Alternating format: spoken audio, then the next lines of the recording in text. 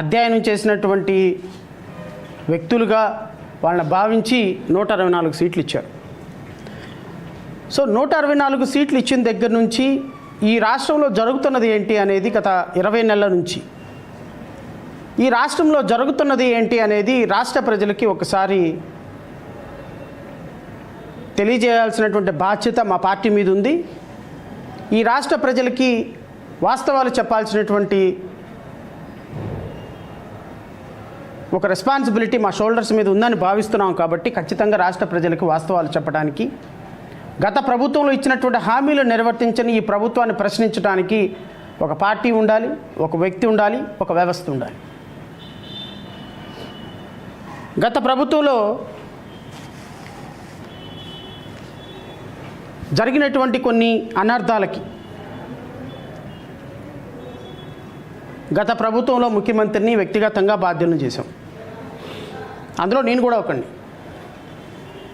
I'm not going away from my responsibility in questioning the governments. ప్రభుత్వాలు తప్పులు జరిగినప్పుడు వాటిని ప్రశ్నించాల్సినటువంటి బాధ్యత పౌరుల మీద ఉంటుంది, ప్రజాస్వామ్య వ్యవస్థల మీద ఉంటుంది, న్యాయవాదుల మీద ఉంటుంది, రాజకీయ పార్టీల మీద ఉంటుంది. సో గత ప్రభుత్వంలో జరిగినటువంటి చాలా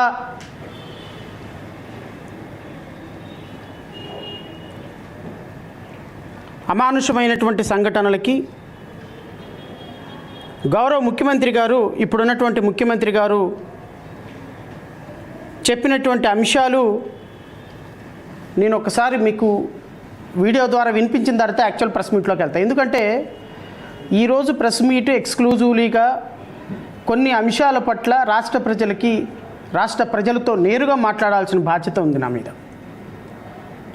ఎందుకంటే గత 5 సంవత్సరాల్లో ఎక్కడ సమస్య అంటే అక్కడికి, ఎక్కడ అన్యాయం జరిగితే అక్కడికి, ఏ వ్యక్తి ప్రాథమిక హక్కు కోల్పోతే ఆ వ్యక్తి ప్రాథమిక హక్కుని రిస్టోర్ చేయడానికి ప్రయత్నం చేసినటువంటి చాలామంది వ్యక్తుల్లో నేను కూడా ఒకడిని. కాబట్టి నాకు ఆ బాధ్యత ఉంది అని అయితే నేను భావిస్తున్నా.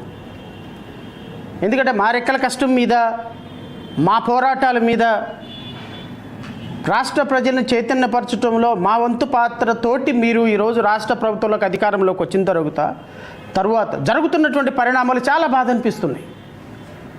ఇది ఒకరి మీద ద్వేషంతోనో లేకపోతే ఒకరి మీద ఆక్రోషంతోనో ఒకరి మీద కోపంతోనో మాట్లాడుతున్న మాటలు కాదు. ఎందుకంటే ఏ వర్గాలైతే మీకు ఓట్లేసి, ఏ వర్గాలైతే మమ్మల్ని కాపాడుతారు, మా కోసం మంచి చేస్తారు, మా జీవితాలను బాగు చేస్తారని చెప్పినటువంటి ఎస్సీ ఎస్టీ వర్గాలు, మరి ముఖ్యంగా ఎస్సీ ఎస్టీ వర్గాల్లో ఈరోజు ప్రతి కుటుంబంలో పల్లెటూరులో నా దగ్గరికి కనీసం ఒక 10 నుంచి 15 మంది క్లయింట్స్ వస్తారు ఎవ్రీడే.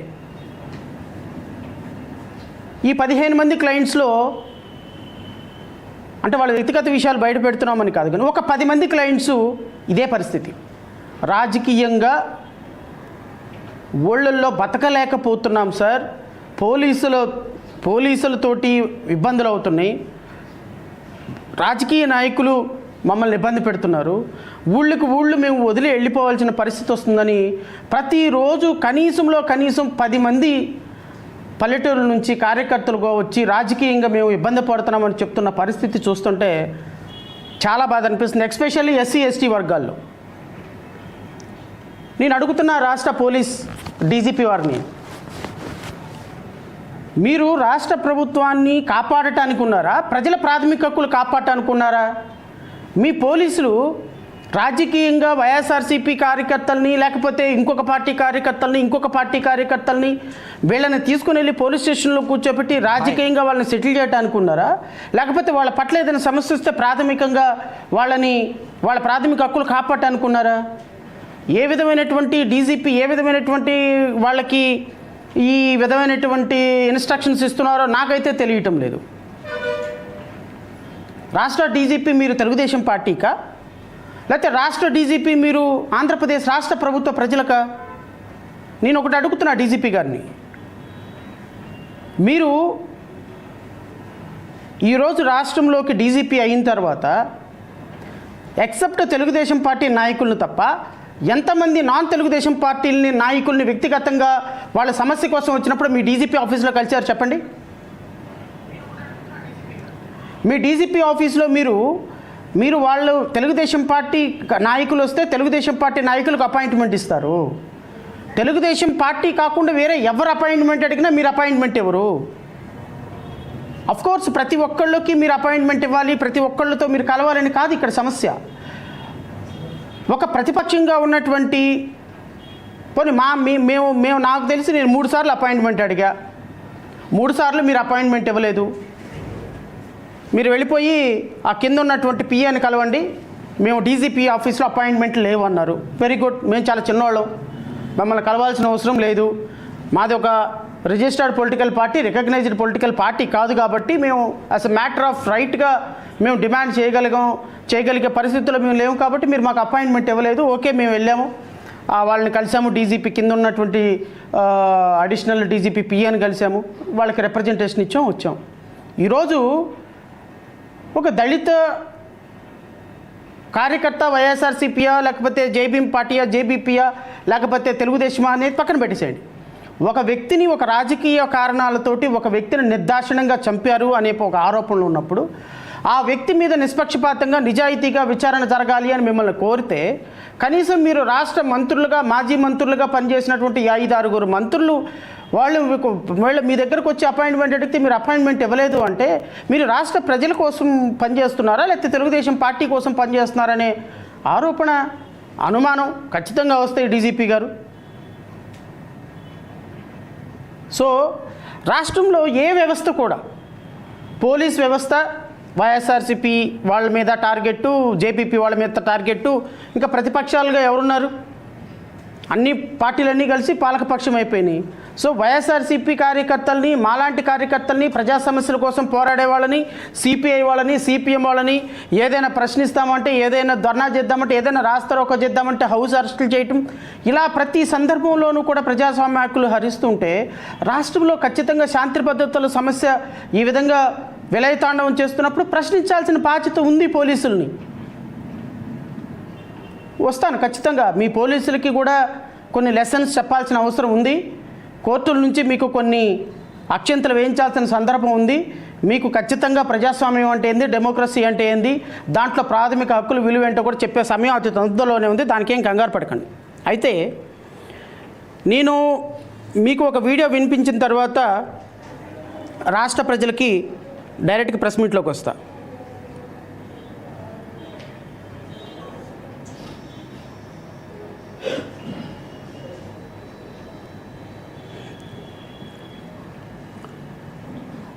గత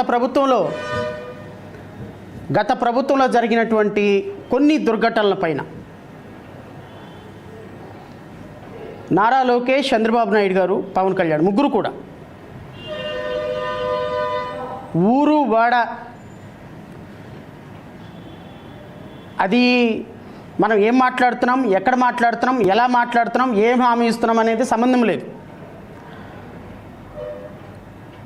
నేను చెప్పాను కదా ఇంతకుముందే, కన్నార్పకుండా అబద్ధాలాడే ఒలింపిక్స్ పోటీలు ఏమైనా పెడితే అందులో ముఖ్యమంత్రి చంద్రబాబు నాయుడు గారు ఫస్ట్ ప్లేస్ వస్తారు.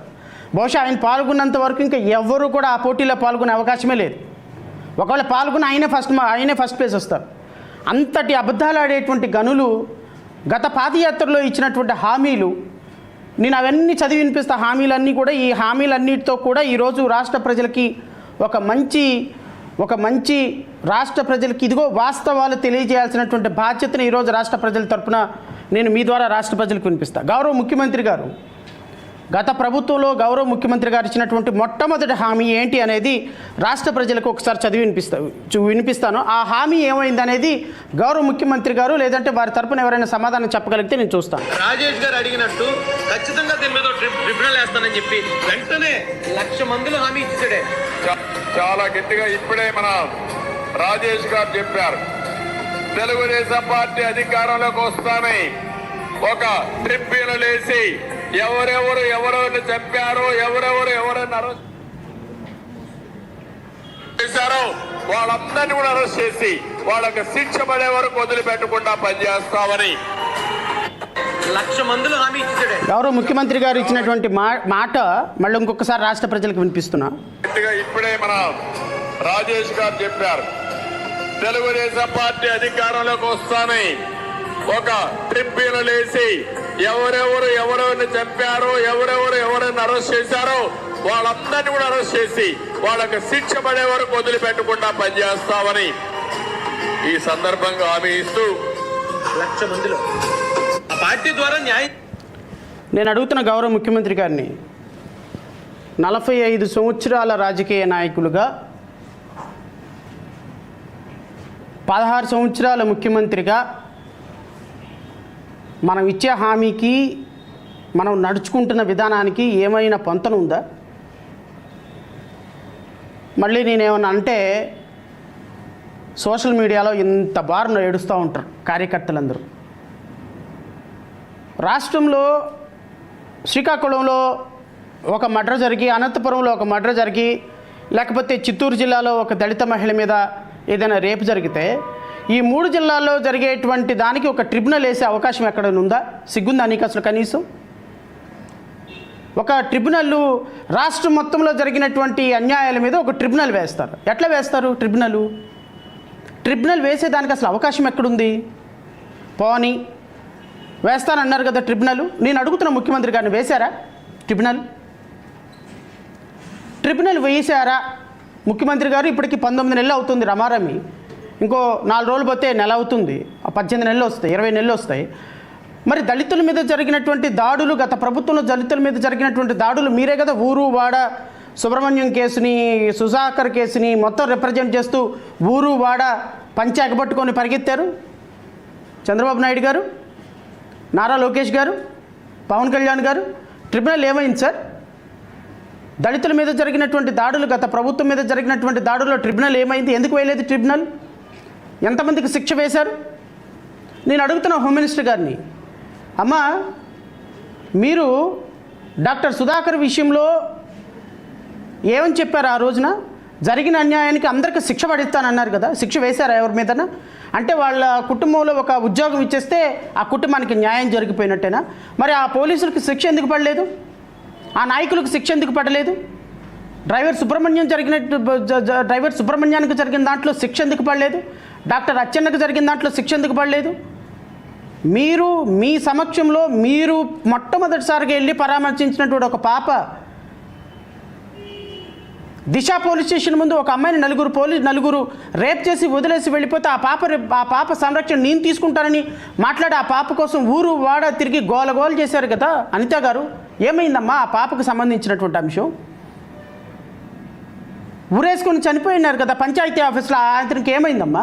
గత ప్రభుత్వంలో జరిగినటువంటి అంశాల పట్ల ఏ విధమైనటువంటి ట్రిబ్యునల్ వేసి ఏ విధమైనటువంటి చర్యలు తీసుకున్నారో సిగ్గుందా కనీసం ఒక్కళ్ళకైనా? హామీలు ఇచ్చిన వాడికి సిగ్గులేదు, హామీలు అమలుపరిచేవాడికి సిగ్గులేదు, హామీలు ఇచ్చారు మన వాళ్ళందరూ ఓట్లేయండి అని చెప్పిన వాడికి అసలు సిగ్గులేదు. ఈ సిగ్గులేని ప్రజలంతా కలిసి కూటమిలో కూర్చొని దళిత బిడ్డలను ఏమారుస్తున్నారు. ఈరోజు రాష్ట్రంలో జరుగుతున్నటువంటి దళిత మారణ హోమానికి, గత 20 నెలల నుంచి జరుగుతున్న దళిత మారణ హోమానికి కారణాలు ఎవరండి? మీ కూటమి ప్రభుత్వంలో ఎమ్మెల్యేలు కదా, మీ కూటమి ప్రభుత్వంలో నాయకులు కదా.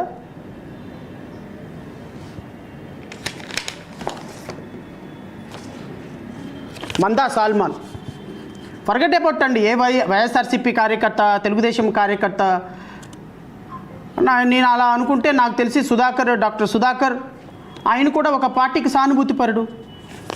చీరాల్లో చనిపోయిన కిరణ్ కుమార్ ఒక పార్టీకి సానుభూతిపరుడు. డాక్టర్ అచ్చెన్న ఒక పార్టీకి సానుభూతిపరుడు. ఇలాగా వీరందరూ కూడా రాష్ట్రంలో ఒక దళిత బిడ్డలుగా ఉన్నటువంటి వీళ్ళు ఈరోజు మందా సాల్మాన్ పిన్నెల్లి గ్రామంలో టీడీపీ గోండాల ఇనుపరాట్లతో విచక్షణారహిత దాడికి తెగబడటంతో వైఎస్ఆర్సీపీ కార్యకర్త మందా సాల్మాన్. నేను అడుగుతున్నా, దళితుల మీద జరుగుతున్నటువంటి దాడుల్లో ఎక్కడికి వెళ్ళిపోయారు హోమ్ మినిస్టర్ అనిత గారు? కందుకూరులో ఒక దాడి జరిగితే, కాపులకి కమ్మలకి మధ్య దాడులు జరిగితే పరిగెత్తుకొని వెళ్ళిపోయి లక్షల రూపాయలు 10 ఎకరాల డబ్బులు ఇచ్చేసి దానికి ఒక కమిటీ కాన్స్టిట్యూట్ చేసి మీరు వాళ్ళకి సపోర్ట్ చేసి వచ్చారంటే పవన్ కళ్యాణ్ పార్టీ కాబట్టా, పవన్ కళ్యాణ్ కులం కాబట్టా, అంటే దళితుల మీద దాడి జరిగితేనేమో కనీసం స్పందించరా?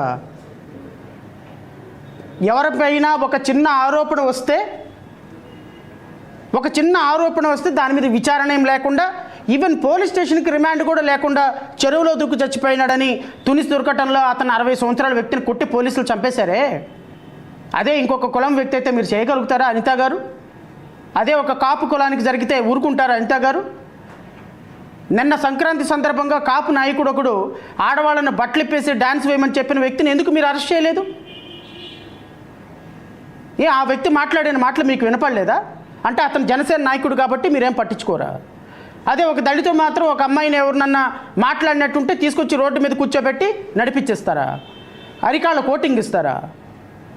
వాళ్ళు మళ్ళీ ఇంకొక నెల రోజుల పాటు మంచంలో నుంచి లెగవకుండా వాళ్ళని రోడ్ల మీద నుంచోబెట్టి అరికాళ్ళతోటి లాఠీలతోటి కోటింగ్ ఇప్పించేసి రోడ్ల మీద నడిపించేసి, ఇదిగో వీడు దుర్మార్గుడు, వీడు నీచుడు, వీడు నికృష్టుడు అని కోర్టులో కేసు తేలకుండానే, కోర్టు పోలీస్ స్టేషన్లోకి వెళ్లకుండానే వేస్తున్నాం హైకోర్టులో కేసు.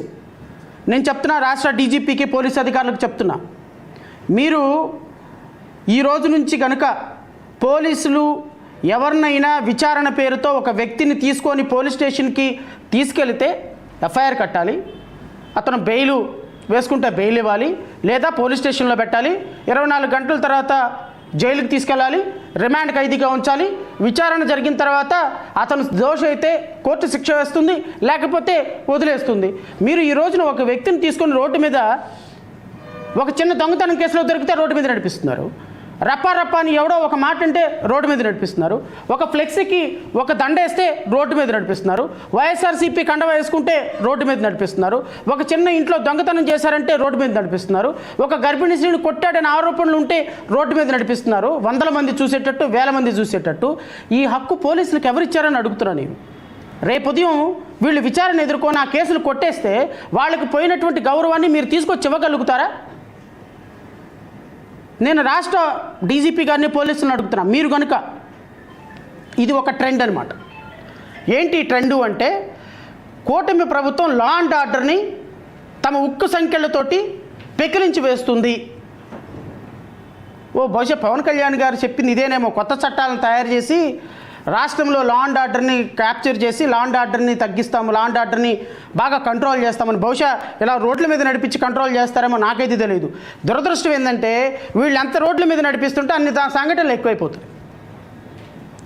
ఇట్లా ఒక దళిత బిడ్డల మీద జరుగుతున్నటువంటి దాడుల్లో దళిత బిడ్డలందరూ అన్యాయం అయిపోతుంటే, దళిత బిడ్డల కోసం మాట్లాడాల్సినటువంటి హోమ్ మినిస్టర్ నిమ్మకు నీరెత్తినట్టు కూర్చుంటే, ఈరోజు దళిత బిడ్డల మీద జరిగినటువంటి మారణ హోమం మీద మేము ట్రిబ్యునల్ వేసి వాళ్ళకి న్యాయం చేస్తామని చెప్పినటువంటి కూటమి ప్రభుత్వం నిమ్మకు నీరెత్తినట్టు కూర్చుంటే, మాట్లాడాల్సిన బాధ్యత మాలాంటి వాళ్ళ మీద ఉందా లేదా రాష్ట్ర ప్రజలు ఒక్కసారి ఆలోచించమని కోరుతున్నా.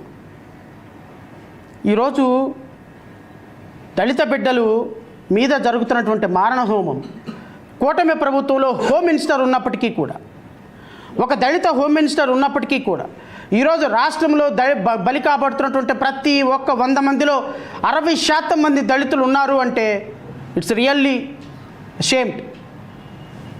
రాష్ట్ర ప్రభుత్వం అధికారంలోకి వచ్చిన తర్వాత నేను ఇది ప్రజాగళమని గౌరవ ముఖ్యమంత్రి గారు, గౌరవ ఉప ముఖ్యమంత్రి గారు ఇచ్చినటువంటి మేనిఫెస్టో, ఈ మేనిఫెస్టోలో చదవటానికి చాలా ఉన్నాయి. బట్ నేను మాత్రం కేవలం ఎస్సీ ఎస్టీలకు సంక్షేమం కోసం ఇచ్చినటువంటి మేనిఫెస్టోను చదివి వినిపిస్తా.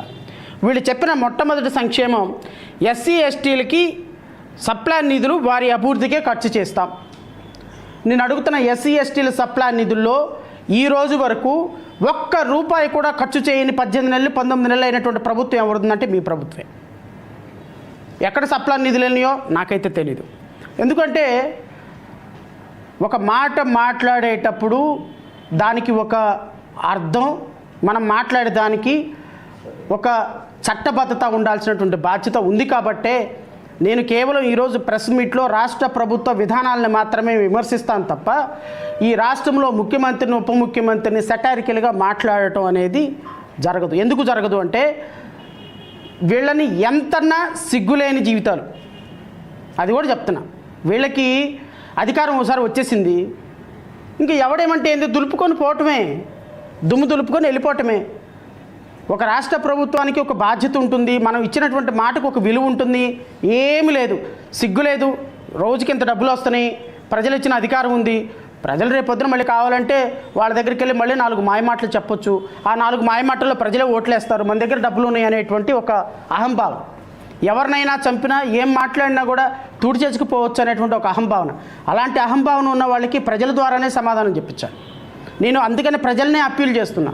ఈ రాష్ట్ర ప్రభుత్వం ఇచ్చినటువంటి హామీల్ని, ఏ విధమైనటువంటి హామీలు కూడా అమలుపరచకుండా ఈరోజు దళిత బిడ్డల మీద మారణహోమం చేస్తుంటే, ఈ జాతి ఎందుకు ఈ రాష్ట్ర ప్రభుత్వాన్ని మీద ఈరోజు రాష్ట్ర ప్రభుత్వాన్ని గద్దె దించేటువంటి బాధ్యత తీసుకోదు అని మీ ద్వారా రాష్ట్ర ప్రజలను అడుగుతున్నాం.